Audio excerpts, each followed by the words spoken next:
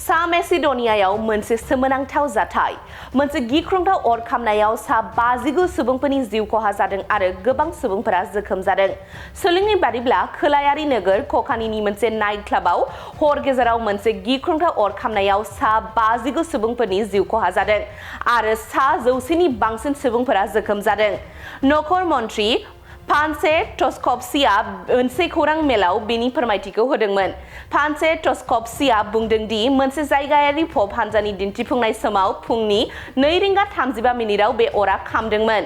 बिथांमोना बुंदोंमोन दि क्लाबाव थानाय लाइमोनफोरा पटाखा बेरफुहोदोंमोन, जायनि जाहोनाव अर नांदोंमोन। नखरनि सोद्रोमाफोरा ककानीआव देहा फाहामसालि आरो मावख'फोरनि मोखाङाव ज' जानानै दङ आरो बेनि सोमोन्दै बांसिन फोरमायथिनि थाखाय मावख'गिरिफोरनाव आरज गाबगासिनो दङ। टस्क'भस्कीआ बुंदों दि पुलिसआ सासे सुबुंखौ खादों, नाथाय बै सुबुंनि थाफादेरनायनि बागै गुवारै फोरमायथि होआखैमोन। बबेखानि दायो केसनि सायाव मोनसे आपडेट दङ, जेराव जोखोम जानायफोरनि अनजिमाया 152 सिम बांदों। सावस्रि मन्थ्रि आरवेन थारावारिया बुंदों सा 118 सुबुंफोरखौ देहा फाहामसालियाव थिसननाय जादों। बेयो बावैसो सानफोराव बे हादराव जानाय बयनिख्रुइबो गिख्रंथावसिन दुखुनांथाव जाथाय।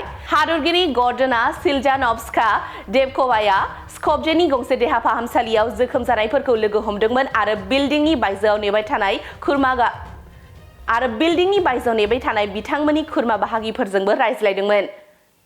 थाखो 5 आरो मेट्रिक आनजाद उथ्रिसार जागोन फरायसाफोरनि थाखाय गोजोनथाव रादाब। गोनांथि आरो मोजां खाबुफोरखौ लानानै गुन गोनां सोलोंथाइ होनो नोंथांमोनखौ नेनानै दङ। बड'लेण्ड स्टार एकाडेमि क'क्राझारआ 2024 इं मायथाइयाव क'क्राझार थिथागुरि समबाय मावख'नि साखाथियाव गोदानै गायसनजानाय बड'लेण्ड स्टार एकाडेमि क'क्राझाराव 2025-2026 सोलोंथाइ बोसोरनि गोदानै मुं थिसननाया सोलिगासिनो दङ। बड'लेण्ड स्टार एकाडेमियाव 6 थाखोनिफ्राय 9 थाखोसिमनि फरायसाफोरा बर' बिजोङाव आरो 11 थाखोनिफ्राय 12 थाखोसिमनि फरायसाफोरा बर' बिजों आरो इंराजि बिजोङाव मुं थिसननो हागोन। बेनि थाखाय आरज बिलाइ आरो फान्डुलिपि बिलाइगासिनो दङ। 11 थाखोनिफ्राय 12 थाखोसिमनि फरायसाफोरनि थाखाय आखा-फाखा आरो रोंगौथि गोनां फोरोंगिरिफोरखौ लानानै साइन्स, कमार्स एन्ड आर्टस मोनथाम स्ट्रिमनि सायाव फरायसाफोरखौ गुन गोनां सोलोंथाइ होनानै बायदि बिथिंजों सोरगिदिं जौगाखांनाय लाबोनो साखाफारा क'क्राझारनि थिथागुरियाव थानाय बड'लेण्ड स्टार एकाडेमिया।